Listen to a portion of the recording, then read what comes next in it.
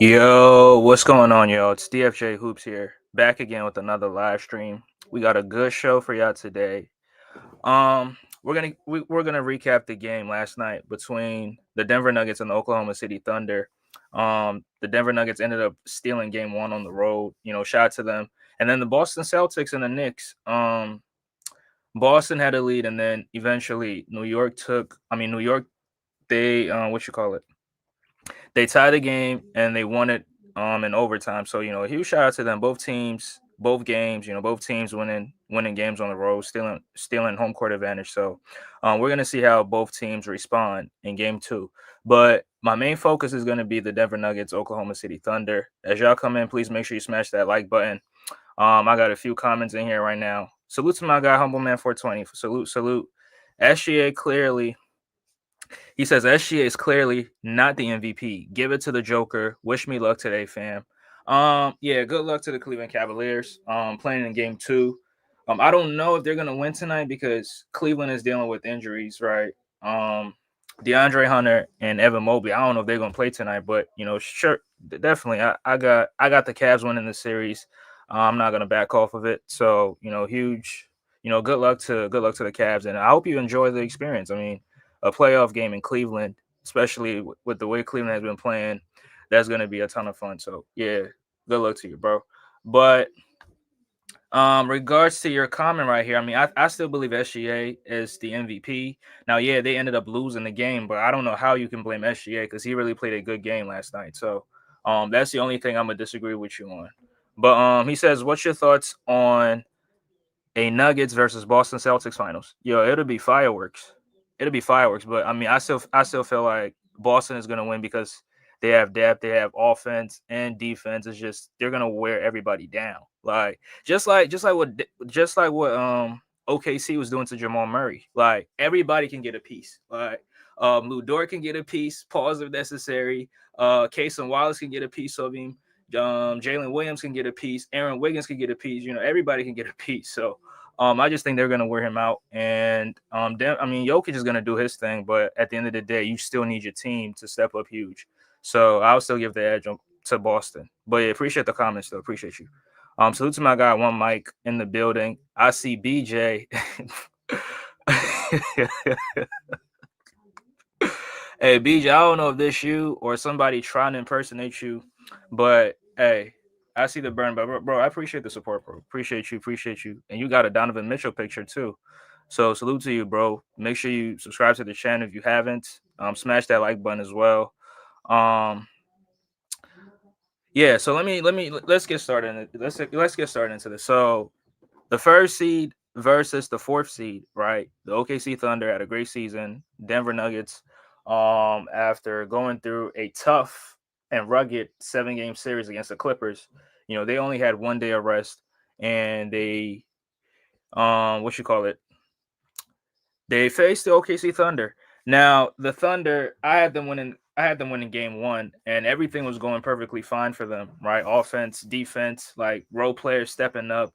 SGA was doing his thing, and how they were playing offensively. I was even saying that SGA don't even got to average 30. Right, SGA don't got to put up 30. But we know in today's era, we know in today's world, if you're the best player on such a good team, and you're not putting up like significant numbers, if you're not putting numbers that's really dominating, guess what? The narrative is going to be that you're getting carried. So, I don't even mind if SGA want to jack up a bunch of shots and get his numbers so people don't push that narrative. But I don't think SGA got to average 30, right? Because this team plays fast. A lot of they play fast. They have a lot of scores, right? Not great scores, but guys who can get you 20 on any given night, and that's exactly what they did. But let's talk about the first quarter. So the first quarter, I felt like Denver came out and they were a little, they were a little fatigued, and or maybe they were not fatigued. Maybe it was just because OKC just had a long week of rest, so they were just playing faster and catching these guys off guard in transition and making fast plays, trying to get points as quickly as they could, and not really using a ton of shot clock to get into their offense, right? But in the first quarter for Denver, I think Jamal Murray had it. He had it going. He was making shots. Um, but the defense was really on him, right? Lou Dort started on him, and Lou Dort was playing some physical defense on him, not trying to make anything easy for Jamal Murray. But I mean, Jamal Murray has been down this road before, right? Facing some of the best defenders in the Western Conference. I mean, when they made their run to the NBA Finals, he did face a ton of defenders along the path, right? Even against the Miami Heat in the finals, some of the best defenders on the Miami Heat, and he still was able to have his way, finish, some of those games, finishing with a triple double. So Jamal Murray's been down this road, right? I don't think there's not been any defense he hasn't faced, right? And even last season, he did face, some of the toughest defenders, Jaden McDaniels, Nickeil Alexander Walker, Anthony Edwards, just to name a few. But I felt like he was the only source of offense. Him and Nikola Jokic. Now Jokic was really getting frustrated in this game, right? You could tell it on his face, and he was very, very passionate as well on the bench. Yelling at his teammates, trying to get the best out of his teammates, and that's what you want to see from your best players, right? That's what you want to see from your best player, and I think Nikola Jokic really proved that he's the best player in the world. And I mean, and it's funny how everybody's trying to get on me because I said Nikola Jokic is the best player. But in previous seasons, when I was saying that somebody else was the best player, people were saying, "Oh, you're tripping. You don't know what you're talking about." But now, when I concede to the fact that he's the best player, now I'm tripping. So I don't even know what to say. But Jokic, was getting frustrated, but he was still getting his numbers, and they were forcing him to be a scorer rather than the playmaker. Now, did he pick up some assists? Yeah, he did make some good plays, but scoring wise, he picked it up and was being very, very aggressive, going up against two of the best big men on the OKC Thunder, right? Going up against Chet. Chet is one of the best rim protectors in the league, and then Isaiah Hartenstein. I mean, he's a good center, but defensively, I mean, I think his true value is his ability to rebound, right? As a on ball, like a one-on-one defender, I don't really trust him, but they really made things very, very difficult for Nikola Jokic. And there's a reason why he picked up all those turnovers because OKC was playing fast, they were trying to turn them over. And there was an interesting stat that I discovered last night, which is OKC in the regular season, they generated, I think 20% of their points were generated off of turnovers. So they try to play fast, they try to turn you over, and they turn those into quick, easy points on the other side. So that's what they did. And Nikola Jokic, a few of his passes being telegraphed, and a guy who was stepping into those passing lanes and picking up some of those passes was Alex Caruso. Now, Alex Caruso played a very, very good game. I think he finished with 20 points. Had 20 points. Had 5 steals, had 2 blocks. Like, he was everywhere on the floor. Like, if OKC would have won, I think Alex Caruso would have been the hero of the night because he was everywhere doing a lot of things, spreading the floor, shooting threes. I think he made about 6 threes, if I'm not mistaken. Right. He made a lot of threes. On defense, he was making plays as well, right? Stepping into those passing lanes, offering help when necessary. And that's one of the best things that I like about OKC. Is like they play together on both sides, offensively, defensively. Like all of these guys are playing together. They're helping one another. They're not leaving anybody on the island just to deal with a player because they know how good Nikola Jokic is. So as soon as Jokic makes a move, puts the ball on the floor, or a turn, a spin move, guess what? They're doubling him off the dribble. So that's how they had a lot of success, turning Jokic over. But Jokic, down the stretch he was very, very amazing. But we're gonna get to it. But just as Jamal Murray was going off for the Denver Nuggets in the first quarter, SGA was also going off in the first quarter for the Thunder. And it was like there's nothing that Denver could do to slow him down. Not Christian Brown, not Jamal Murray. Aaron Gordon switched onto him a few times, but Aaron Gordon had somebody that he had to deal with, which was Chet Holmgren. And I think Chet Holmgren in that first quarter, he displayed his two-way ability where he could finish around the basket, he can be aggressive and punish mismatches down low, and then on the other side also offer you some great rim protection, right? Offer you some great rim protection. But he was in foul trouble. He got into foul trouble later on down the line, him and Isaiah Hartenstein. And that's where, Denver started to, be more aggressive and try to keep the score close, or try to get it down to 10 or down to single digits, because they was down for the majority of the game, right? But in that first quarter, I mean, I think both teams played well, but I mean, OKC played exceptionally great on both sides. They turned up the pace, and Denver was trying to play slow, and I don't know why that was, because Denver, they tried to also turn you over and get a lot of fast break points, and that's the reason why they were. I think they led the NBA in fast break points last season. So, but they play very very slow, and OKC was playing very, very, very, very fast, but they played together as a team.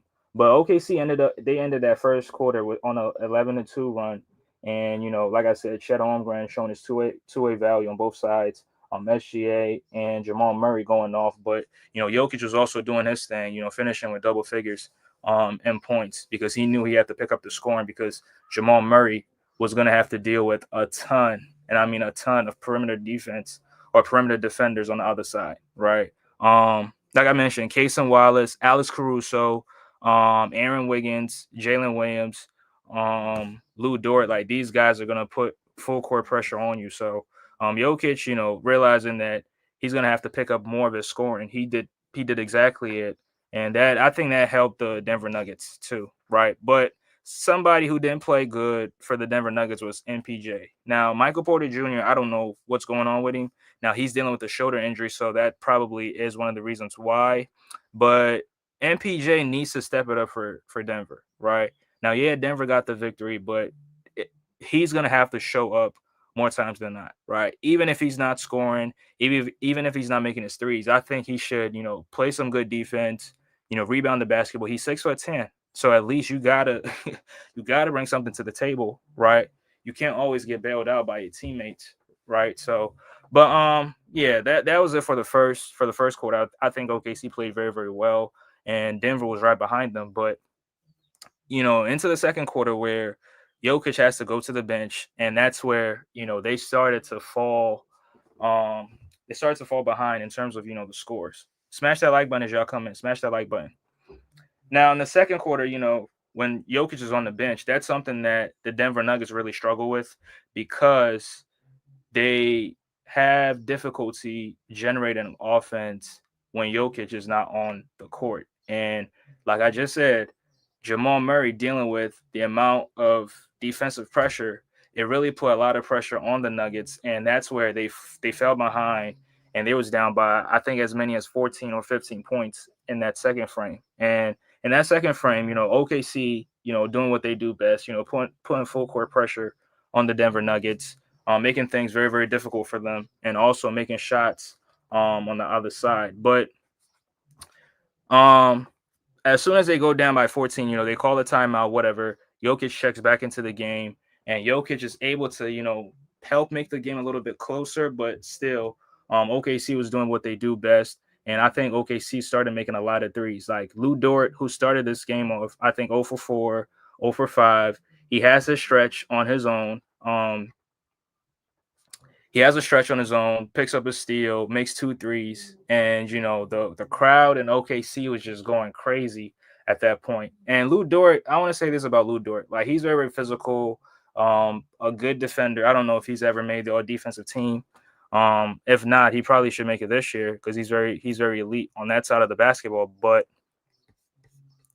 Humble says DFJ is hilarious. He's 6'10". Yeah, MPJ 6'10". And if you're only scoring, if your only value is to stretch the floor and shoot threes, and if you're not making any threes, you got to bring something to the table, right? Because OKC has a lot of players. Like like the coach can go 9 or 10 deep, but Denver don't have that, right? You can't play DeAndre Jordan a ton of minutes in this series, and he didn't even play last night. So and you being 6'10", you should be able to shoulder some of the load, rebounding wise, offer some rim protection. Rim protection is not just blocking shots, but trying to be trying to deter the other team from scoring or attempting any shots around the basket, and forcing them into tough threes. That would be very very good. But MPJ doesn't really have that ability, so I don't even blame him for it, right? Salute to my guy, the realist. Appreciate you. The chicken nuggets, they doing their thing. Hey, I delivered your message to Thomas, and he has some words for you. Um, not very pleasant, but yeah, he did have some words for you. And Thomas doing what Thomas does. Move the goalposts, blame Ty Lue like he always does, right? Thomas is just I don't know what's wrong with Thomas, but hey, that's him, and I can't do anything about it. But like I said, Denver really struggled in that second frame because they didn't start off with Jokic.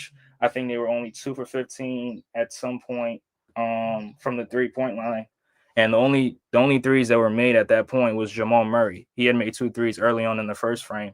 And they were down by a lot, right? They were down by a lot. And OKC was just, they were playing freely, playing together, moving the ball, playing fast, forcing a lot of turnovers and also making shots on the other end. Now, Isaiah Hartenstein, who I really hate, those push floaters from Isaiah Hartenstein are very, very annoying, right? He'll get on the box and he'll get it and he'll shoot the floater like he's scared, but it's very, very effective, right? He makes it at a high clip.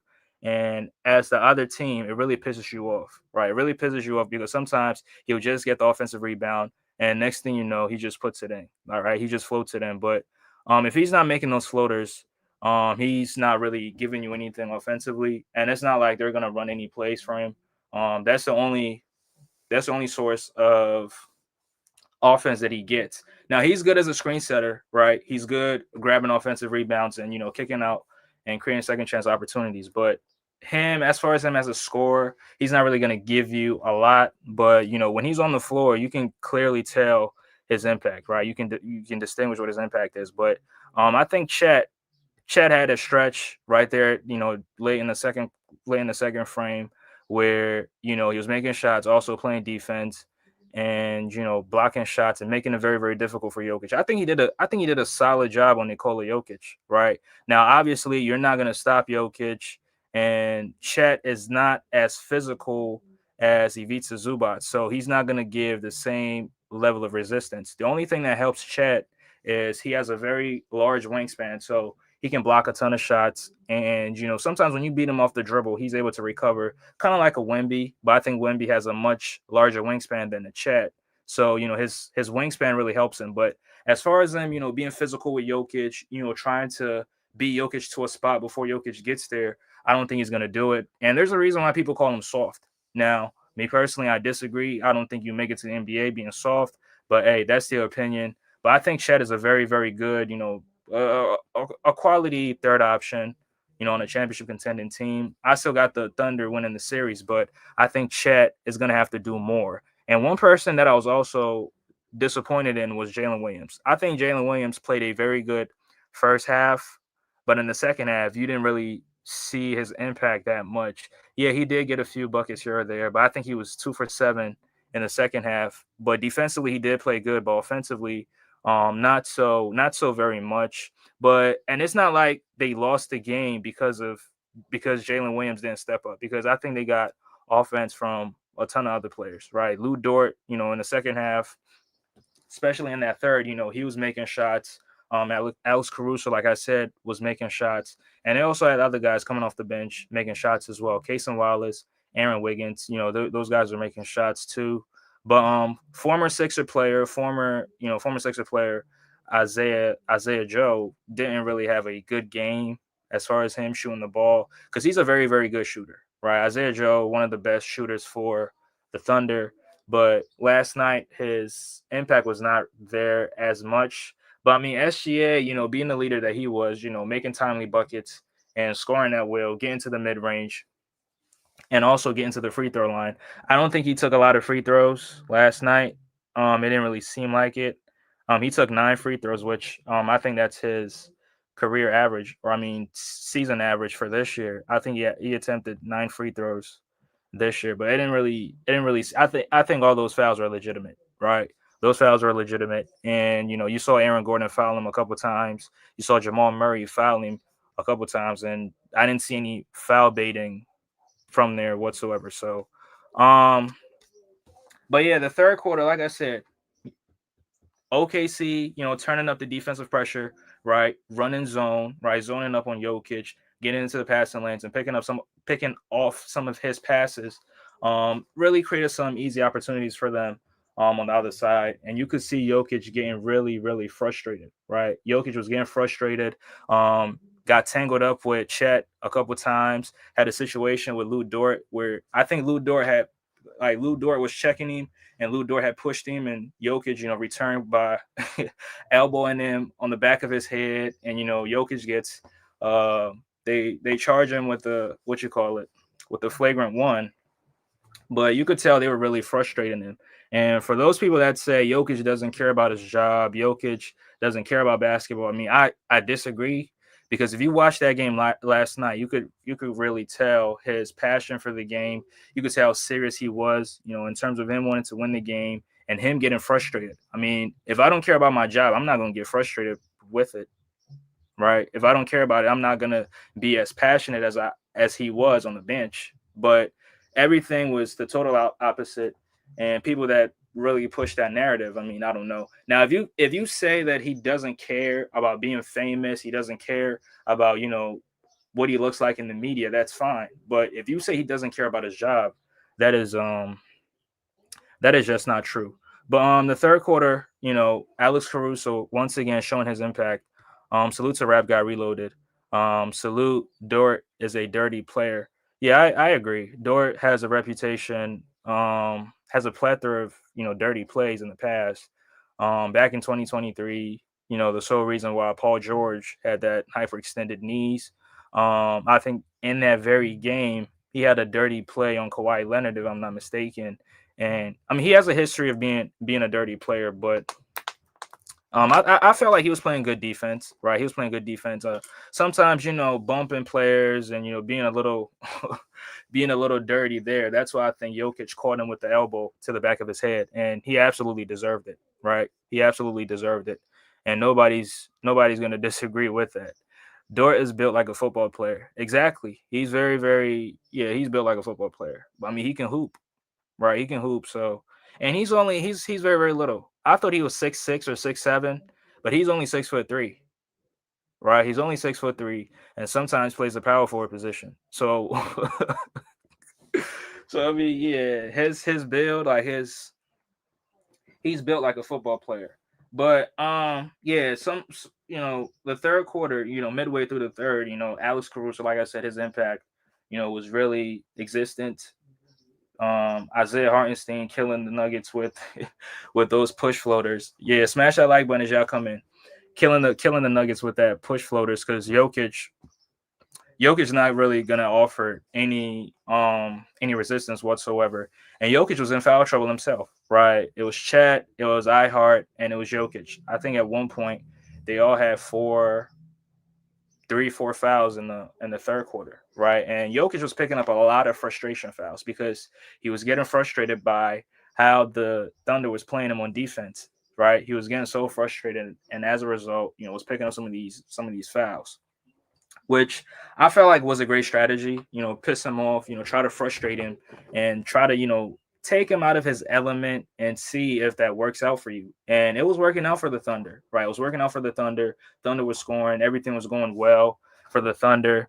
If I look at that third quarter, the Thunder put up 30 points, but Denver was also making shots. And Denver, they finished with 35 points. And there was something that I realized, in that second half, which is, when the Nuggets were down, Denver was just getting some of these easy foul calls, and they were getting to the free throw line and trimming the deficit down, scoring when the clock is stopped, and that's a very very huge thing to do when you're down, right? Try to put points on the board when the clock is not moving, and that's what Denver did, and they chipped at the lead, and then eventually they were able to take the lead, late in the fourth, which we're going to get to, but in that third, it was all Jokic, his antics, the defense that they were playing on him, making things very very difficult for him, zoning up against him, doubling him once he started his dribble and turning him over. I think he had 7 turnovers if I'm not mistaken, and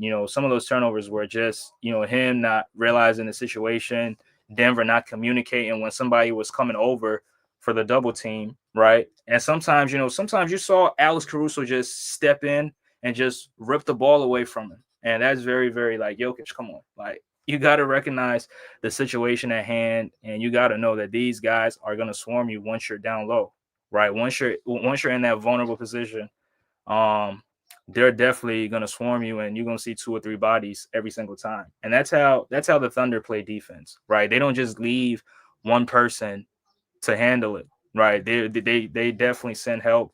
They offer help. They're helping and recovering. They're sinking and filling.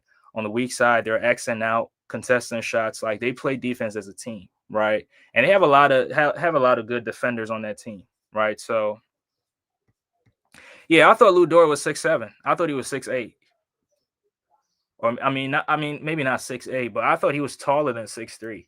Because if you're playing the power forward position, you gotta gotta be a little bit taller. But 6'3", I didn't realize that. Right, I didn't realize that. So, um, but yeah, that was so surprising. But let's get into the fourth and let's talk about what happened in the fourth quarter and how the Denver Nuggets eventually took the lead and won this game.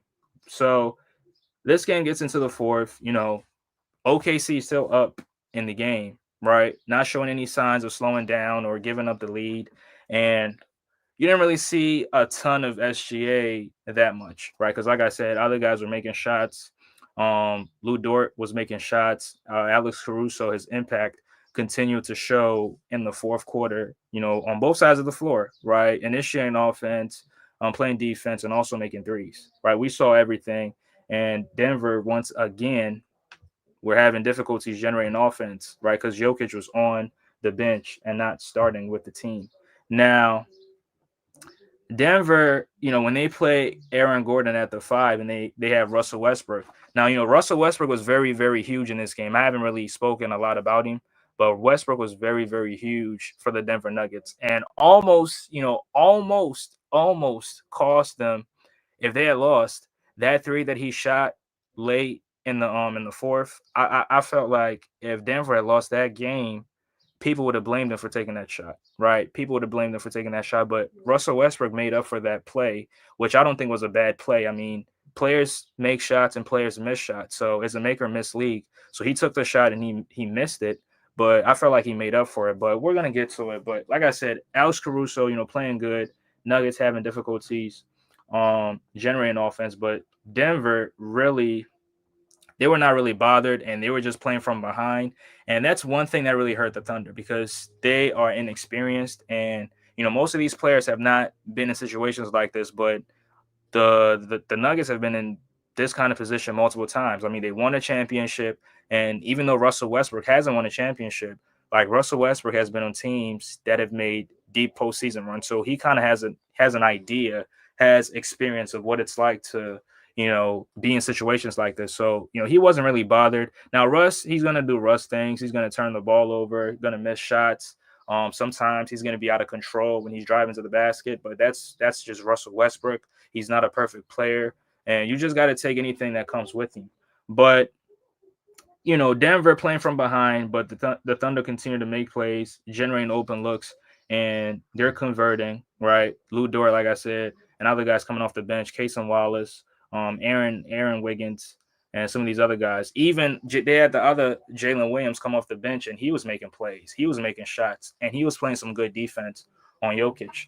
But Jokic, picks up his fifth foul and almost fouled out. But there's a play where he got the rebound and SGA catches him on the forearm right as he was about to make a outlet pass, and that almost could have been a sixth foul. But they reviewed the play, they figured out that SGA had caught him, just as he was about to make the outlet pass. So SGA picks up that foul, but Denver continues to continue to get to the free throw line, and they were creeping their way into the game. They were creeping their way to tie this game, and Jokic was just getting to the free throw line. Just a lot of dumb fouls. A young team. That's very much expected from them. Jokic was just getting to the free throw line. Making two free throws while the clock is not moving, right? And he was just chipping into it. Now Jokic had a very, very big game, right? 42 points, 22 rebounds. That was incredible, right? Not too many people have 40-20 games in the NBA, especially in the playoffs. I did some research, and there's only three players that's have 40-20 games. Now, obviously, the great Wilt Chamberlain is on that list. I think Giannis was on that list too. And if I'm not mistaken, I think LeBron, but I could be wrong. I think LeBron was the last person on there. But I knew it was Wilt, it was Giannis, and Jokic was on that list too. So that's a great company to be a part of. So shout out to Jokic, still proving why he's the best player in the world. Figuring out that he had to pick up the scoring load because Jamal Murray was, dealing with a ton of defenders, right? But shout out to Jokic and also Aaron Gordon, right? I haven't said much about AG, but AG, has been an integral piece to the Denver Nuggets, right? Had a game winner against the Clippers in Game 4, right? A buzzer beating dunk, and then in this game, he hits the go ahead bucket down the stretch. But I mean, let me just talk about a few things that So Denver, they keep getting to the free throw line, creeping their way into the game, and all of a sudden they go on a 19-7 run, and they cut it to one. Right, they cut the deficit to 1 point after Jokic makes a huge three. Salute to my guy Casual, the hoop conductor. Y'all should go check him out. Very, very intelligent basketball mind. Really, really respect him. He said Will did it twice, Shaq and Giannis. Okay, so it's not LeBron. So that's my fault right there. Hey, Casual, appreciate the correction. Appreciate you. So it was Wilt twice, Shaq and Giannis. So Jokic, that's a great, those are dominant players, if you ask me. So Jokic, congratulations to Jokic. But you know, Denver kept getting to the free throw line. They chip at the lead, and they're down by one. Right now, they're down by one off that Jokic three. OKC goes to the other end, and guess what? My guy Chet Holmgren gets to the free throw line. Now they were playing the free throw game. And at some point they took out Jokic because Jokic is not really a good defender. So you have to put your best defenders in that game at some point, and that's something that Ty Lue should have did in Game 4, right? On a possession like that, on a defensive possession, you got to put your best defenders, guys with length, on the floor. And we saw the Thunder do it where they put Chet, they put iHeart, and they put Jalen Williams in the game for their length and for their defense, for defensive purposes, right? But nonetheless, they get to the free throw line, they play the free throw game, and then Chet Holmgren gets to the free throw line, right? Now Chet gets to the free throw line and gets ready to take the first one, and he misses. He misses the first free throw. Now, what you call it? They're up by 1 point. Were they up by one or up by two? Either up by one or up by two, right? But I think they were up by one. So he misses the first and he misses the second, right? So as soon as he misses the second one, Denver gets the rebound. Somebody, I think it was Jokic who got the rebound, gave it to Russ. Russ pushes it, and that was the smartest thing that Russell Westbrook did in this game, right? Down the stretch, he could have tried to bully his way to the basket and try to lay the ball up, but Russell Westbrook made a great read by figuring out that Aaron Gordon was in the corner, right? So he pushes it. Jalen Williams is on him, and he passes it out to Aaron Gordon in the corner. Aaron Gordon takes the three. I think Chet was a close by defender, so he goes to contest. And guess what? Aaron Gordon makes the huge three, and it puts the Denver Nuggets up by two. And that's how Denver ended up winning this game. And it was very, very surprising that Chet Holmgren missed those two free throws, right? Now, am I going to put the whole blame on Chet Holmgren for losing this game?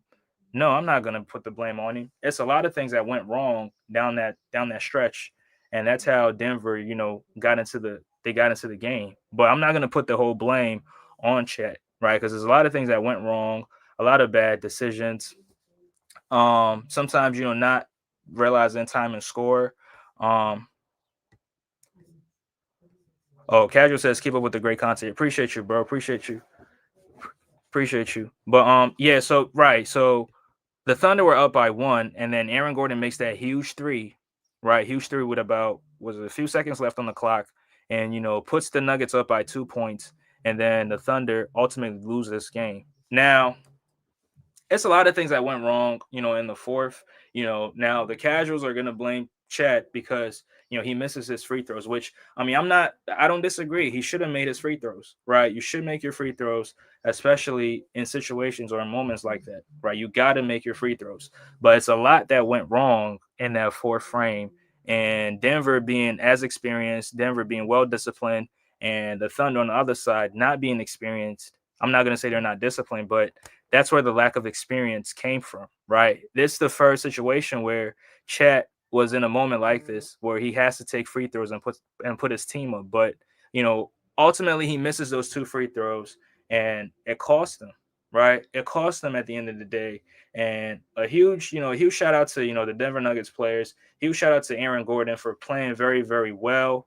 Not just in this series or not just in this game, but the series prior. Shout out to him. Christian Brown was also exceptional in this game with his rebounding ability, his ability to push the ball, and also his defense. Now the defense didn't really do anything to SGA because SGA is probably, in my opinion, I think SGA is the best scorer in this game. I mean, I could be wrong, but I mean, he's been averaging 30 for what, three straight seasons. I mean, has exceptional skill set, but I think it's a lot that went wrong down in that fourth quarter, and everybody has to take accountability. All the players got to take accountability, even the head coach, right? He should take accountability, but Jalen Williams not playing to his standard or playing to the standard that I hold him up to.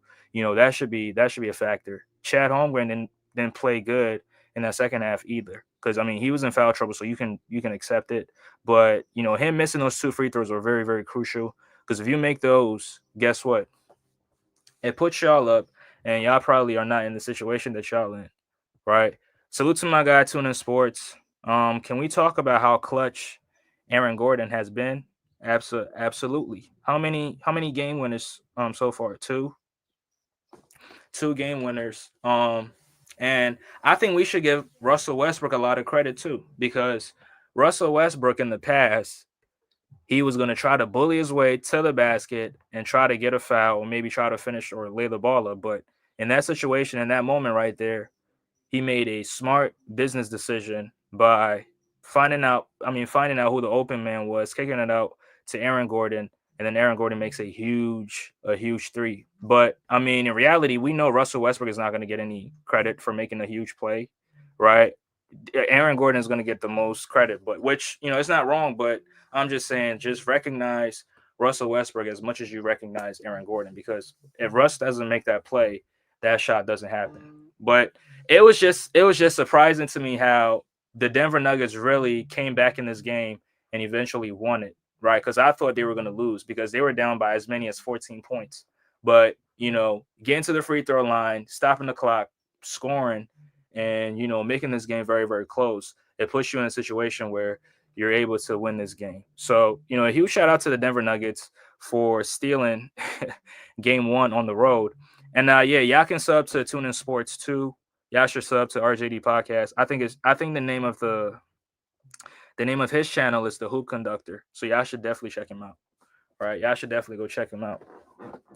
But yeah, Denver winning game one, very, very surprising to me. I had the Thunder winning this one. But I mean, I don't think the Thunder came out and showed any signs of rust. I think they came out in game one and they were just going at it, right? Running up and down the floor, making shots, playing defense together. I felt like they really played as a unit, in my opinion. Humble says, DFJ, thoughts on Tuna Sports being a silly man. Tuna Sports funny, man. He funny. But it's all good though. The top three teams drops game one. Wow. Yeah, Cleveland lost to the Pacers in game one. The Thunder lost this one, and the Boston Celtics also lost, right? Which I mean, it's not really surprising because I've seen this happen multiple times. But I just want to see how I just want to see how all three teams come out in game two and perform like, right? Because we've seen teams, win game one in the series and go on to lose. But um, I just want to see how both teams come out in game two, especially the Thunder, because to have the lead as much as you did, and then down the stretch in the fourth, you lose this game. This got to be very, very frustrating, right? This is very, very frustrating. But again, that's what inexperience can do sometimes, right? A team that's not experienced, you can expect this from them. But I still got the Thunder winning the series. I still got the Thunder doing something special this year, and I'm not gonna switch my pick. I mean, no disrespect to the Nuggets, right? The Nuggets got the best player in the world, or maybe in this series, if you want to say. But Jokic didn't really have a perfect game. Yeah, he did have a dominant game. The free throws did save him a lot. He also made shots, but those turnovers really hurt them a lot because OKC was also converting on those turnovers. They were making shots, making plays, right? So, huge shout out to Aaron Gordon, huge shout out to Russell Westbrook, and also Christian Brown, right? TuneIn Sports says Jokic clears SGA. I mean, he might, but the SGA is the MVP. And last night's game has nothing to do with the results of the MVP. I'm not going to judge who the MVP is. I'm not going to pick who the MVP is based on last night's outcome. I'm not doing that. I am not doing that. But let me read out some stats right here. So for the Thunder, Jalen Williams finished with 16 points, 7 rebounds, and 4 assists, 2 steals, 2 blocks, but was 5 of 20 from the game. I mean, from the field, right? So didn't really have a great shooting performance. Wasn't really accurate, right? But the defense was there, the intensity was there. He was pushing the pace too.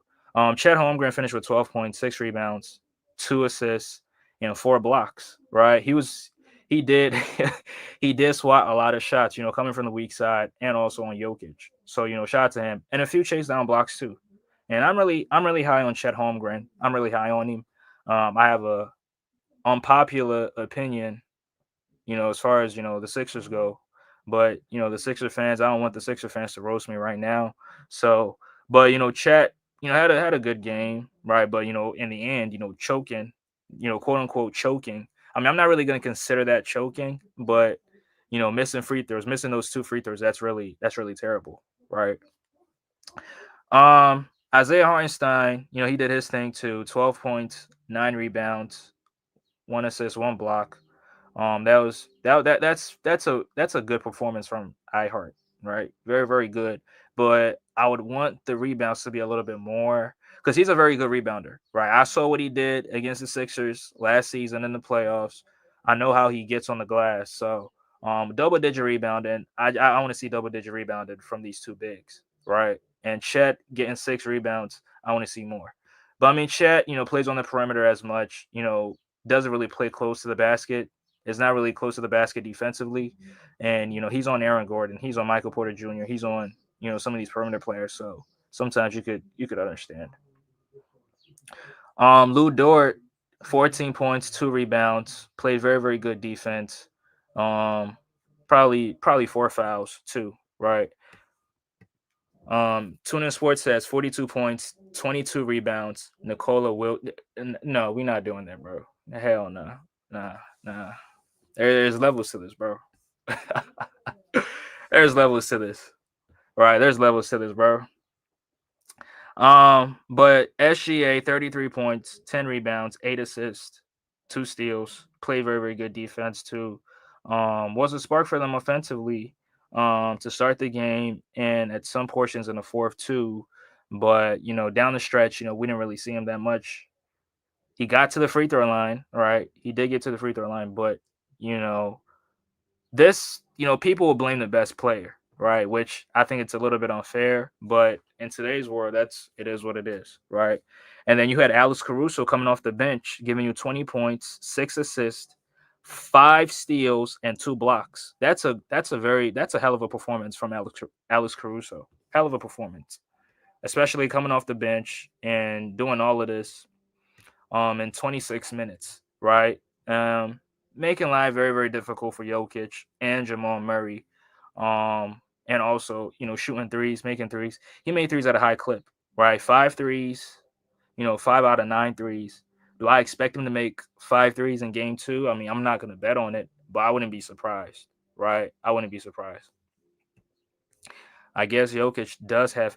I mean, Jokic been had help, but y'all just don't respect the role players around him. So, but he's always had help, right? Now, yeah, they're inconsistent sometimes, but he definitely has help, right? You don't win a play. You don't win a 7 game playoff series if you don't have help.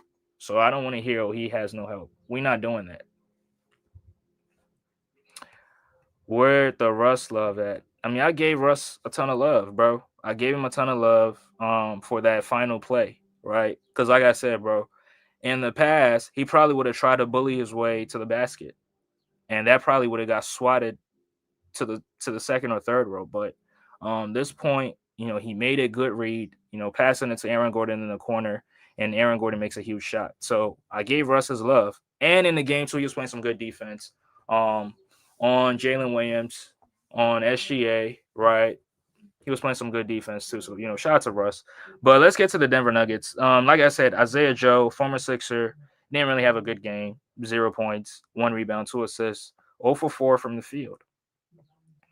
But Casey Wallace made a three. Jalen Williams, the other Jalen Williams, right, the bigger dude, light skinned dude, um, played 21 minutes. Now, I mean, Casey Wallace played 21 minutes, but the other Jalen Williams came off the bench, 3 assists, 2 rebounds, 3 points. And Aaron Wiggins, 5 points, 4 rebounds. Like the Thunder have a squad, right? They have a squad. They have guys that can play starter minutes on different teams, right? So and they can go. So he went. Mark Dagnall went 10 deep yesterday, and the Denver Nuggets only went. They only played 8 players. I mean, 7 players if you really think about it, because Julian Strawther only had some burn in the first half, but in the second half we didn't really see him a ton, right? We didn't really see him a ton. But for the Denver Nuggets, MPJ, Michael Porter Jr., 2 points, 4 rebounds, 0 assists, 1 steal, 1 block. Right, played 24 minutes, and I mean he's dealing with the injury, which is understandable, but still, you would want your player, especially 6'10", you would want him to give you something more. So, that's all I asked for, not too much, right? Even though I got the Thunder winning this series, but I still want to see players play to the best of their abilities. I still want to see players play to the best of their potential. So, MPJ got to do more. But Aaron Gordon, 22 points, 14 rebounds, 1 assist, right? And also play some good defense on the other side, right? That's a great game for Aaron Gordon, especially for somebody in that role. Now Aaron Gordon has been the third option for the Nuggets this postseason run, which was supposed to be MPJ, right? MPJ was supposed to be the third option, but Aaron Gordon has stepped his game up to where now he's the second. Now he's a third option. And sometimes in certain games, you can even make an argument that he was the second option, right? Because Jamal Murray had inconsistent performances in the first round. But Nikola Jokic, like I said, 42 points, 22 rebounds, 6 assists, 1 steal, 2 blocks, right? So that's a great performance for Jokic, right? Joins Wilt, joins Shaq, and joins Giannis. So that's a great performance, right? Especially I thought they were going to lose, but he stepped up huge for the team, right? So salute to Jokic. Do I still think that he should win MVP? Absolutely not. But this was a great performance for Jokic.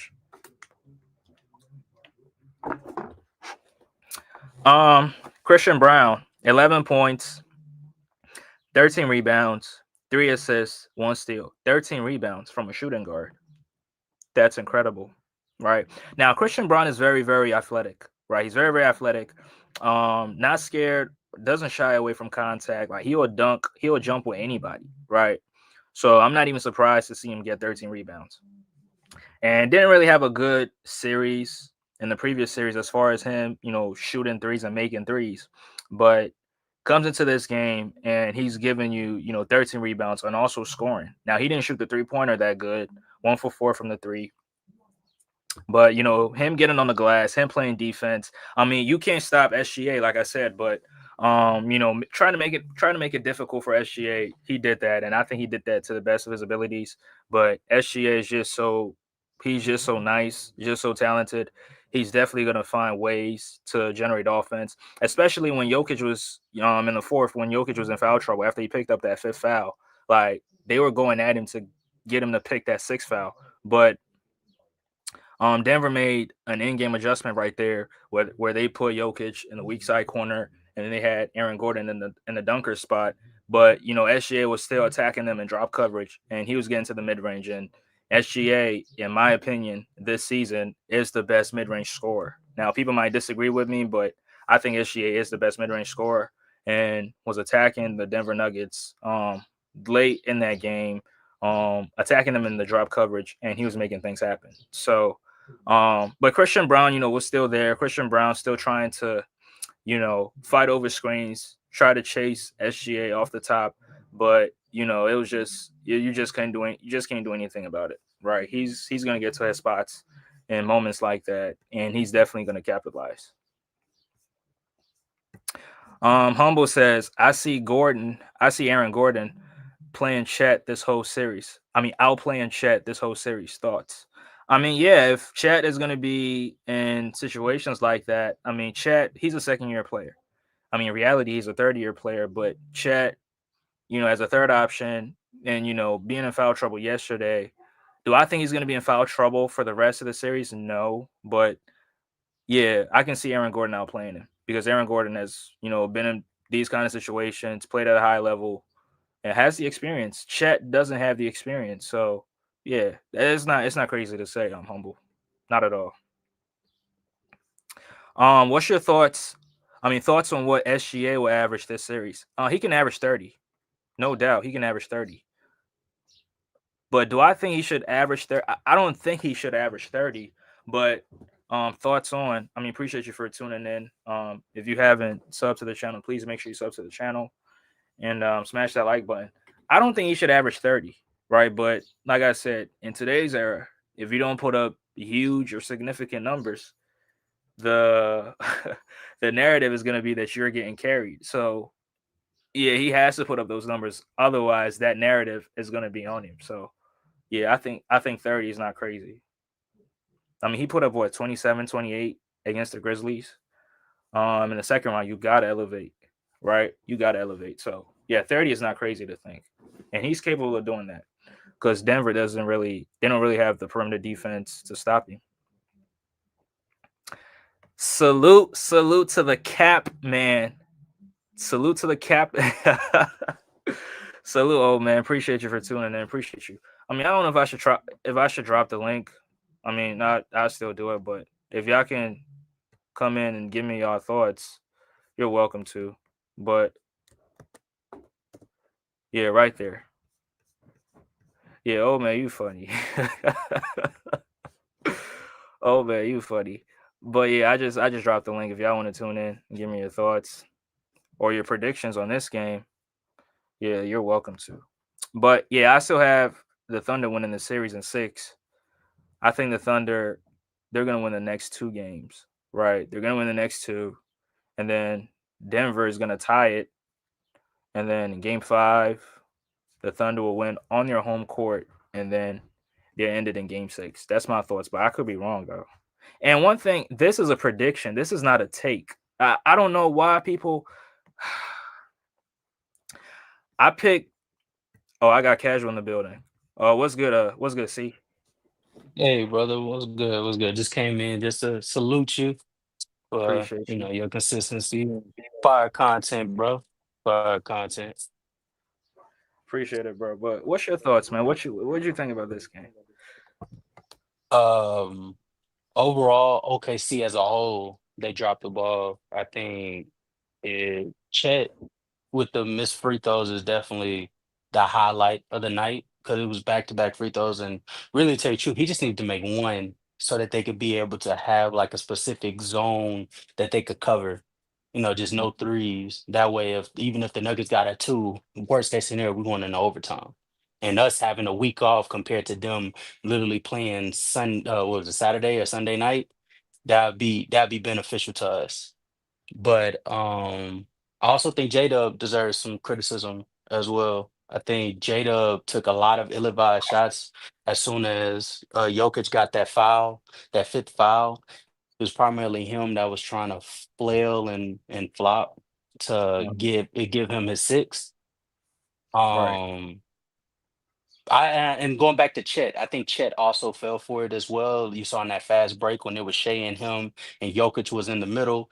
All Chet had to do was just go for an easy layup. But instead, not only was he trying to flail to sell a call as if Jokic fouled him, but he also tried to dunk it when he was too far from the rim. And it's like, go ahead, at some point, like use your length to just put the ball on the box. Right. Um, But and then I think Shea deserves some. how Oh, did he go miss ahead. that? Yeah, how did he miss that dunk though? Because I thought it was I thought it was a dunk. I thought he was gonna make that. Because he was too far from the rim. I didn't. It looked like the ball really edged, like he tried to force it in, Hmm.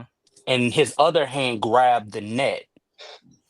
So it was like it Oh, sort of like okay. made it hard for the ball to really go all the way through. And so by the time the rim ricocheted back up, the ball was still on the front of the rim. So it just popped out. Popped out. Yeah. Yeah. Yeah, but even still, if he just goes for a simple layup, if they don't get a call, if they don't give the call, boom, you still got 2 points on the board. I feel Hmm. like those type of mistakes is what makes a difference between the Denver Nuggets and the inexperienced team. Like that, at some point, just like fuck the gimmicks. Let's get straight to the point. Let's get the buckets. You know what I'm saying? And then I Right. think Shea deserves some criticism as well. I felt in the fourth quarter there was a point in time where if Shea would have been as aggressive as he's been in the regular season with hunting his shot in the mid range, it Hmm. would have it would have created an ecosystem that would have like sort of carried them to the end with the win. Because I Right. genuinely feel like the Nuggets came into this game prepared to lose. They understood we're tired. We just got off of Saturday game in the series that took seven. We okay with as long as we put up a good fight. I think that to your point about Strother playing in the first half, I think that was a large reason why they let him play in the first half because they understood all we got to do is keep it close. If we keep it close going into the fourth quarter, we bring in our starters. We let Jokic, Murray, Westbrook, and Gordon, and Brown, we let them do their thing. But I think to Shea, I saw Brown guarding him and trying to play keep away, and Shea just accepting it. Like Shea's not even trying to hunt for the ball, so that meant J Dub had to make the decisions. And we know that even though J Dub has improved, he's not the decision maker that Shea is, Right. and vice versa with Chet. So like I felt, and then Hardenstein got a little too many floaters than I think he should have gotten in the fourth quarter. Like he went to that hook shot a little too much. So Hmm. I feel like all around, like this team, they played great basketball for 45 minutes, but the last 3 minutes is the most important, especially when a game that close, is the deciding factor. Right. And with Denver getting to the free throw line as much as they did, and they went on a huge run. I think 19-7, if I'm not mistaken. Hmm. And Hmm. most of the time they were getting to the free throw line, so the clock is stopped and they're just scoring. So yeah, I agree with your point right there. Absolutely, absolutely. Hmm. But I got old man in the building. What's good, Cap man? Andre, what's good? You and your guest. First time I've been on here, man. Proud Appreciate of it. you, man. Yeah, yeah. You know what? To be honest, I really didn't get a chance to see the game. I just wanted to come over here and hope you welcome me in and just give my thoughts off of winging it from what I know of the game. Hmm. But OKC came out rusty, being a week off. Uh, Jokic playing bullet ball, man. I told you on the other stream, that's what was gonna happen, man. They big. Aaron Gordon showing his presence. Uh Jokic did his thing, and I can say probably the most impactful player according to, what happened last night. You know who I'm gonna say, and that's Westbrook. Hmm. So You know, I you got the game plan for Westbrook, man. You just got to do it. And when we absolutely learn how valuable he is, you know, we'll understand how good the Denver Nuggets are because it's just a certain amount of uh, leadership, it's a certain amount of energy, it's a certain amount of confidence that he brings. And I know he has something to do with that comeback. So, you know, uh, but I think it's going to be a good series. I got Denver winning, but I don't know how and how many games they're going to win it. But I'm looking forward to seeing the next game. Yeah. I mean Westbrook, yeah, he definitely had a huge he was one of the huge reasons why they made that run too. I think he made a huge three in the corner at some point in the fourth. And he was very, very huge for them too. And I agree with you. People don't really realize how valuable he is. And sometimes they just want to put up the bad decisions that he makes, which is true. I mean, sometimes he'll turn the ball over, but I mean, that's just one part. Like, why are you not telling the whole story? Because he's very, very valuable to the Nuggets. And Correct. if the Nuggets win, he'll definitely be one of the biggest reasons why they win the series. How did Shea do last night? I mean, I thought Shea was fine. I thought Shea was fine.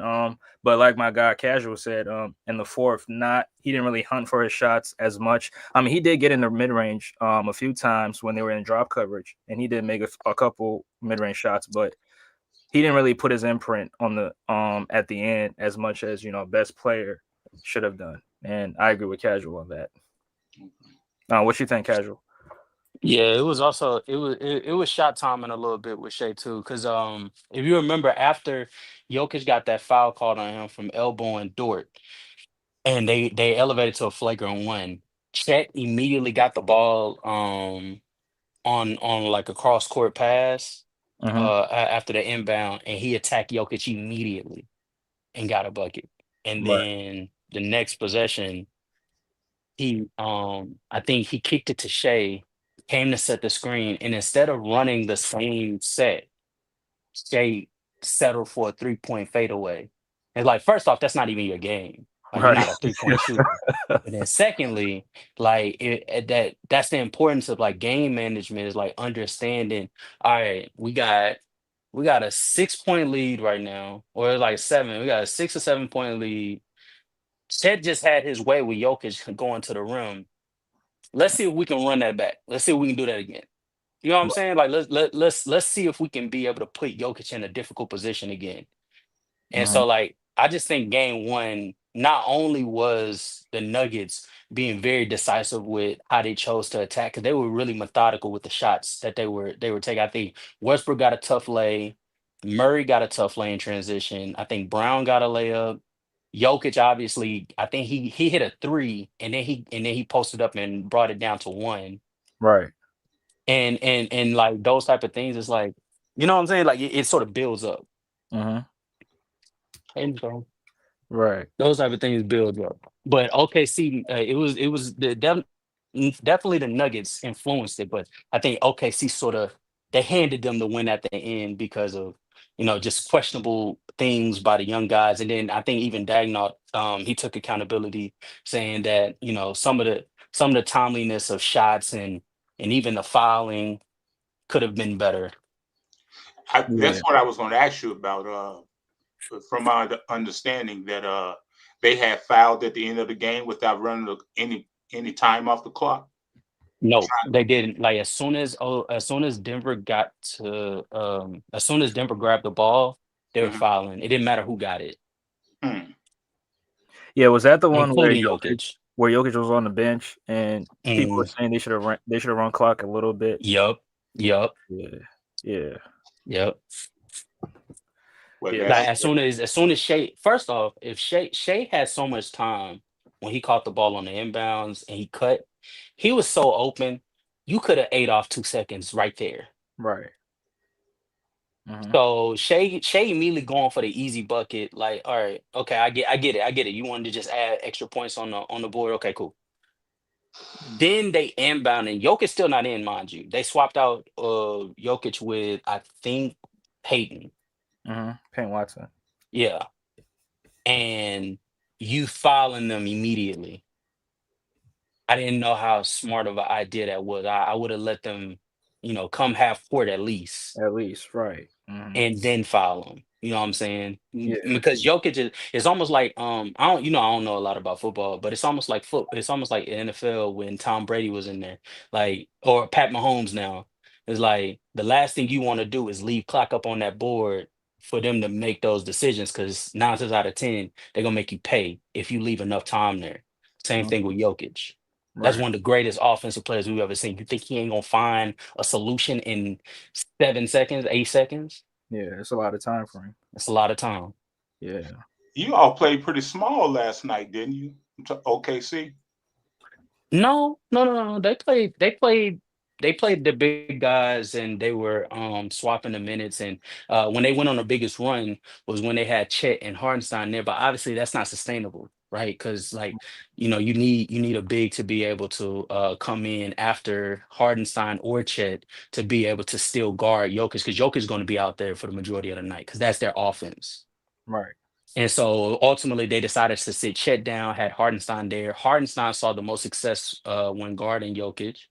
I think Hmm. Jokic went something like 1 for 7 on 1 for 6 on Hardenstein, but he was like 6 for 8 or 6 for 9 on Chet. On you. So it was like, Mhm. okay, we're gonna keep Hardenstein in for a little longer. Then we're gonna bring Chet back in, and and so I think that they did good on matching them in size, if not exceeding them in size. And I even think on the rebounding front, I think the Nuggets wanted it more, but just off of pure talent, I think OKC hung in there.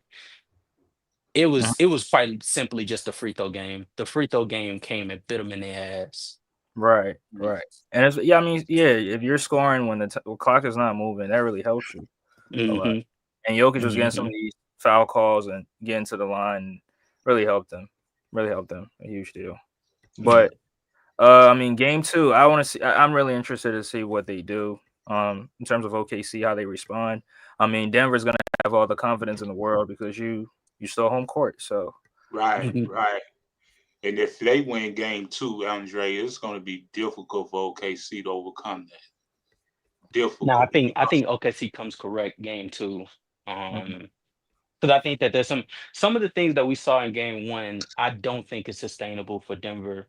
This having a 6 to 7 man rotation and asking all 7 of them to overextend themselves. Because it's not like they're just asking Brown, Murray, Westbrook, Jokic, Aaron Gordon, and Peyton Watson at times to like just defend or score. They also asking them to crash the boards too. right, right. And I mean, like I said, MPJ didn't really play good, so I want to see how he comes out and play Hmm. this game. I mean, he's dealing with the shoulder thing, so that's probably one of the reasons why. But I feel like he should give you something if his shots is not falling, like rebounding, or you play some good defense as well. Yeah. does OKC coach usually play 10 deep? Yeah, he played 10, Yeah, 10 he deep last does. night. Yeah, he Oh, does. okay. Yeah, he Well, does. that's good. I believe that's going to benefit them going into Denver. I really believe. I just think last night was uh, a game that they could have. Of course, they could have won. I think just according to the last part of the game, they just made some bad decisions. Uh, Hmm. but I think if they continue to run this kind of lineup like 10 deep, I think they can wear Denver down a little bit. Because Jokic, he can't sustain 42 minutes a game. Jamal Murray, he can't sustain 44 minutes a game.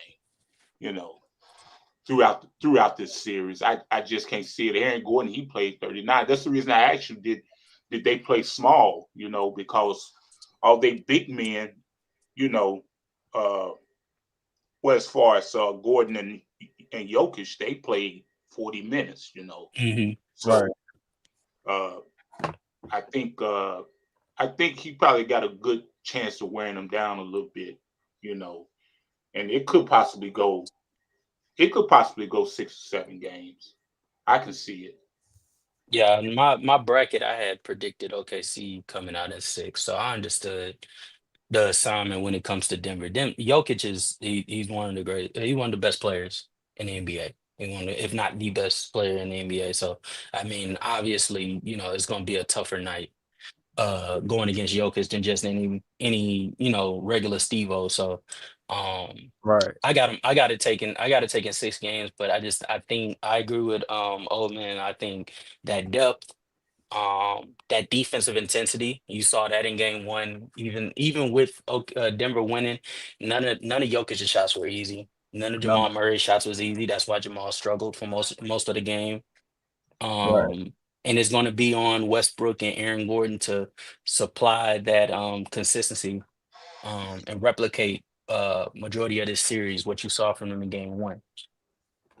Right, right. That's a good take. And I mean, is it sustainable for Westbrook? Because people doubt him a lot. And me personally, I wouldn't say it's sustainable for him, but sometimes, just some of the bad decisions is what I'm scared of. But I mean, he made some good decisions in game one, and I hope I can see that in the next couple games. Well, Westbrook gonna do his thing, and that comes with the territory. But you know, with res- with Westbrook, you got Mhm. to look for impactful plays. It's all about impact with him, you Right. know. And so, if you can minimize the impactful plays, Mhm. then you got a chance Let me with them, see. you know, because he gets everybody else going. Right. He get Christian Braun going, and the more that they get involved, you know, I mean, Oklahoma City is explosive. It's an explosive offensive team, and I know people saying like 119 points, but they capable of scoring more than that, you know. And Absolutely. I'm looking at the stats. I'm looking at Isaiah Joe. He didn't make a shot, you know. They one of their best 3-point shooters, you know. And Williams, I'm looking at, he do his thing at times. Case and Wallace, he didn't have a good game. So as far as scoring and whatnot, so it it could have swung OKC way if they bench would have produced a little bit more, but I think they'll probably end up, you know, giving a better output next game. And Denver, they probably saying, okay, we cool, we got home court advantage, just like they did us. When they got that, when they won that fourth game, man, you know, it was like, okay, we got back home court advantage. And sometimes, when you snatch a game on your opponent's court, Mhm. it gives you a lot of confidence and whatnot. So uh, Right. Right. Absolutely. that's all OKC really have to do. If they could snatch a game in Denver, get their home court advantage back, and then keep playing 10 deep, 9, 10 deep, I think they'll have a good chance. But I still got Denver probably winning it because Jokic, man, Jokic, according to how they played us, Jokic, he didn't play bully ball, but Aaron Gordon, he was playing physical, against us. So if he started to play physical and starting to play above the rim and whatnot, uh, it's going to present a problem to OKC. Yeah. Well, you got Denver in 7 or Denver in 6? And I'm surprised. It's gonna go 6 or 7. Right. If it's gonna go 6 or 7, that's just a fact. But uh, it all depends, though. If OKC loses the next game, it's gonna be really tough for them to, overcome that Right. That's because now Denver got a whole lot more confidence going back home. They'll probably relax the game, you know, mhm. uh, but if they know they got Minnesota waiting in the wings, they probably gonna try to want to get it over as quick as possible. Right. I mean, So that's for that series. You got go. I thought you got Golden State winning that series. who me? Yeah. No, no, no, no, no, no. Oh, you got Man, you Minnesota. got Julius Randle, you got Nas Reed, you got, of course, Anthony Edwards, and you seen how Rudy Gobert played against LA, and they in the same situation, no center. Hmm. I mean, they got a lot of confidence. And then they got a nice bench with uh Shai's cousin. They got him coming off the bench. And They got Q. Mike Conley controlling the offense. You know, and they Yeah, got Chico, or however you pronounce his name. They got him. They got a nice squad, man. They they nice. but I'm surprised you got Denver winning because people when a team beats their team, when that team advances, they support the other team to beat them. They beat my team. They beat the Clippers. Right. That's what I'm saying. So when they advance, I mean, I was expecting you to pick the other team to beat the team that beat your team. No, no, no, no, no. That's not how it worked. That's not You, how it works. That's not how it works with me. Realistically, if I got my team advancing all the way and they beat my team, then of course you're gonna give them edge over the next team. Now, when they meet Minnesota, if they meet Minnesota, I'm anticipating they meet Minnesota. okay. If they meet Minnesota in the Western Conference Finals, then I'm rolling with Minnesota. Mm, okay. Yeah. Okay. But I mean, I just don't see Denver winning this series. I mean, I could be wrong. I mean, I'm not scared to be wrong, but I just want to say this last thing. I mean, a prediction is not a take. People think when you make a prediction and Mhm, you're wrong, like they think it's a take, and it's not a take. mhm, And I don't know why people think that. Because I picked the Clippers and the Clippers lost. Oh, you're wrong. We're not gonna listen to you. I'm like, bro, it's a prediction. I could be mhm, wrong, mhm. and that's just I don't know why people would think that. It's the same way. I mean, look, we could have won that game. We could have won that series against Denver. I mean, it was literally in our hands. But like I said, when they was playing, I when they got the game four, I said this is the most important game for the Clippers in this series, game four. Right. And of course, we seen what Aaron Gordon did. But see, what I have a problem with, I don't want to insult anybody who likes today's players, but the fundamentals of today's players is out the window. That Mm, was a, that wouldn't have happened if you would have just boxed out. I don't care how big Aaron Gordon was, James Harden, because he was in the area when that happened. James Harden was in the area, Norman Powell was in the area. You had Christian Braun and you had Aaron Gordon. Simple box out. That's all. right. That's all it took was a simple box out, and then we wouldn't even be talking about the Nuggets playing OKC because we would have won Game 6. So it's just the simple things. We get away from the fundamentals of the game, and those are the things that we need to really win. Now, just like Jokic, I'm quite sure Jokic was down in the paint most of the night, taking Hmm. advantage of who they had on him in the paint. Yeah, he was on the block. He was on the block. And see, that's smart basketball. Why? Because you have the advantage right there. See, we couldn't get Zubac the ball. Zubac would have got Jokic in foul trouble. Jokic wouldn't even been in the game if we would have got Zubac the ball more than what we did. I mean, that's true. See, so now Jokic is saying, "Man, I'm not playing against no Zubac." Right. Zubac played him well defensively, but now he knows that he got the mismatch. So now he's down on the block. He's down in the paint.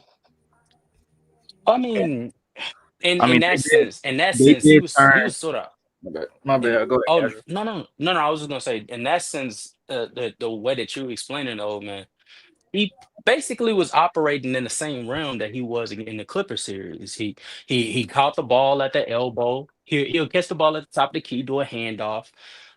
Typically get a mismatch and get Hardenstein guarding Murray or getting Chet off of him, and Caruso or Dort would end up guarding him instead, and then he'll get the ball at the elbow and he'll go to work. Like it's sort of the same thing that he did in the Clipper series. Like he was like, I'm gonna get I could cook this big, Mhm. but that would take more effort out of me. So what I'm gonna do is I'm gonna get this big off of me, get this smaller person, and this gonna be lighter work. But yes, he was doing that. They was switching. But the thing Yeah, about it is, you know how I know he was playing in the paint? Because he got 13 free throws. he got 13 free throws because they were playing the foul game, and They're playing tough, yeah. they didn't care who had the ball in their You hand. talking about at the end? Yeah, most of his free throws came from the fourth quarter. Okay, then. All right, then. That's fair. That's Yeah, fair. but I would like to know how many points he had in the paint though, because I know he wasn't shooting all. He Oh no wasn't no no no! shooting all I'm not jumpers, saying was he he? was shoot. I'm not saying he was shooting all jumpers. No no no! I'm not Oh, saying that. okay. That's why at first I didn't disagree. I think he definitely is pushing the issue and getting into the paint a little bit more because there's a little bit less strength at the front court spot Right. compared to the Clippers, but the size is the difference. So like OKC is not restricting you from getting to the paint because they know once you go up, I got length Mhm. that can be able to contest it more times than not. Like I have a 7'1" center and power forward, and I have a 6'6" small forward that can jump like a gazelle. You know what I'm saying? So I have sort of different personnel, but same philosophy. Okay. Yeah. yeah, he did get in the paint, and sometimes when he did that spin move, he saw like 2, 3 bodies on him. And Alex hmm Caruso, I don't know if you remember casual. Alex Caruso was just snatching the ball from him sometimes hmm out of his hand. So he did play on the block, did get in the paint. Mm. But he did get to the free throw line as many times as But well. I do agree. I do agree with old man though. The way that Denver is beat OKC last night is the same way they pulled that 7 game series out against the Clippers. These teams don't out these teams can't out fundamental Denver. Mm. Well, you see what was the old saying? You see a body, grab a body. Mm. They see Aaron Gordon going up to the rim. Ain't nobody boxing him out. Oh They my see God. Westbrook going for the offensive rebound. Ain't nobody boxing him out. Even Christian You Wood. know, Aaron Gordon had 14 rebounds. Yeah, yes. Christian Wood. Jokic had And 22 and he Braun had had 14. 13 and Jokic had 22. Oh my Yeah. Mm-hmm. goodness. Mm-hmm. Wow. They're not boxing these people out. So when you say that, you know, a lot of these younger these teams that's in the playoffs right now, they lack in the fundamentals. I 1000% agree. They're worried about everything else but getting the ball in the first place. When you get the ball, oh, I'm gonna hit them with this move. We're gonna run this set. They can't guard, but you gotta get the ball first. Like Right. that play when I think it was Chet got the ball stripped from him and Aaron Gordon dove to the ball before Shea. Shea only dove to the ball because he saw Aaron Gordon went down. That's the difference. Yeah. I'm not waiting for you to make the move. I'm not being reactionary. I'm gonna force the issue. I see the ball going to the ground. I'm jumping down because I Mhm. want it that bad. Hmm. Yeah. That's a great point. But I'm getting ready to close out. Great conversation from y'all too. All But For right, sure, brother. Capman Jr. hey, oh man, I want your final thoughts on this series. I mean, I know you got them in six. I mean, in 6 or 7, but Like I said, if I believe if Denver wins the next game, it's going to be difficult uh, for OKC. I say it's going to go 6. Even though if Denver win the next game, I think OKC got enough pride to take it to 6. But I think it all depends on, and I know people, don't believe teams be watching other teams, the potential opponents and whatnot, but Denver's going to be watching what's going on with the Wolves and uh and The Warriors. the Warriors. Thank you. I was getting ready Yeah. to say Steph and company, but the Warriors.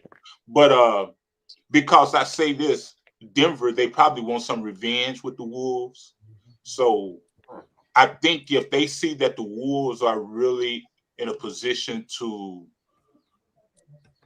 uh, take the Warriors 5 or 6 games, they probably going to want to try to get. And this just It's just an opinion. They probably want to try to get OKC, especially if they win the next game. They want to get finished with OKC as soon as possible so that they can get them some rest. You Mhm. know, because that's a pretty even matchup. The Wolves and Denver. I know we say Denver don't play defense and they lack defense and all this, but as the series go on, I think David Adelman is doing a good job taking over from Mike Malone. He making the proper adjustments. He playing the right people. You know, so like with Michael Porter Jr., I see he didn't have a good game. So Russell Westbrook, Russell Westbrook, he got all of the minutes. He got the time. And when you give a person like Westbrook time and let him get in rhythm, the impact play is gonna come. You know, Right. the impact play is gonna come. So I know it's normal to try to stop the best player on the court, but most of the time it's the impact players that really, and they may not have the best, uh, the most points. They may not have the most rebounds. They may not have the most assists. But all of that, when you talk about impact, all of that is timing. Right. See, Yeah. it's all about timing. And so, if you can control the game, I know I see. Man, they shot what? Ooh, they shot 43 3-pointers. You know, now they playing an analytical game because Denver only shot 32. You know, but Yeah. you Yeah. understand what I'm saying? So sometimes you got to change up your offensive philosophy. When you playing a team like Denver, you can't play the way you was playing in the regular season coming into the playoffs because now Denver got a chance to adjust, on how you've been playing. And if you are relegated and playing that one way, it's going to be a problem. That was our problem. We moved that ball in game 3 so well. We told Denver you know, another hole. Hmm. But we stopped moving the ball. We stopped moving the ball. We went back to the ISO game and it choked us out at the end. James got tired. He couldn't produce. And he gave his all in game 6, game 7, in the high altitude. He didn't have the legs. So I think it's a contingent on the next game. I got Denver either 5 or 6. See, Mm, I got Denver 5 or 6. If Denver win the next game, I got them 5 or 6. It's not gonna go 7. interesting. But casual, what you think, bro? Um, I'm not bothered at all. I had them winning in 6. All Denver did was just win the game, one of the games that I expected them to win. So, I still got OKC in 6. A lot of takeaways from this game as far as OKC as a whole. They need to get a little bit more aggressive, understand the moment, understand that they can't be giving possessions away. Um, I would Mm, like them not to get out rebounded by 20 again during this series. So there's that. But they a better facilitating unit overall compared to the Nuggets. They out assisted them by 9. They're a better defensive unit. They don't turn over the ball nearly as much, and they did that very well in this game. So, I mean, again, they played a fantastic 45 minutes. Those 3 minutes is what you're watching in film room if you're OKC. So I still got them in 6. Shea is playing at the level that I need him to play at. He just needs to execute down the stretch. yeah. Yeah, I agree.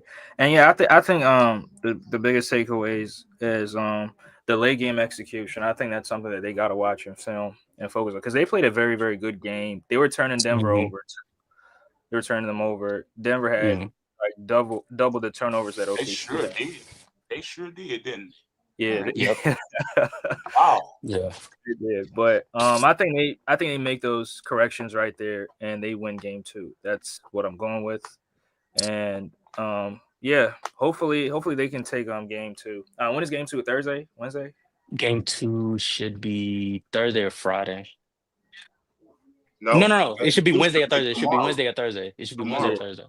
Yeah, it So should be tomorrow. tomorrow because I think they're going back. It's Let one me day in check. between now. Let me check. Let me check. I think the second round is one game in between now. So we One day. got Indiana, Cleveland, Golden State, Minnesota tonight, and then Wednesday we have. Nope. Yep. He's absolutely right. We back on our one today. So Wednesday. So Knicks Wednesday. Boston Wednesday, Denver OKC Wednesday as well. Okay. So I guess they're watching film right now. I'm assuming having shoot arounds or whatever. So yeah, I think they'll definitely get better. I think they'll get better in that game too. Yeah, but hey, old man casual, appreciate y'all for joining me. For sure, bro. Man, it's been a pleasure, Andre. Hope to be on here again, man. Yeah, hopefully. All right then. All right, peace. So yeah, had casual and had old man on the show. Appreciate y'all for tuning in. This was a great live. Like the conversation. Brian Pump, appreciate you for tuning in. Sporting Page back in here too. He said Beavis shouldn't be on the court during free throw time. Excuse me, Mr. Holmgren. Man, Sporting Page in here again, trolling these players. The Sporting Page, you're funny, bro. Humble says DFJ talking about hopefully low. You funny as hell. Yeah, but appreciate y'all for tuning in. Cavs, Pacers. I got the Cavs winning tonight. I got the Cavs in the series in 6, but the injury, so that could be a factor. But I still got Cavs winning, and Golden State Timberwolves. I got the Timberwolves winning too. So we'll talk about those games. But appreciate y'all for tuning in. Appreciate y'all. I'm gonna catch you guys on the next one. Peace.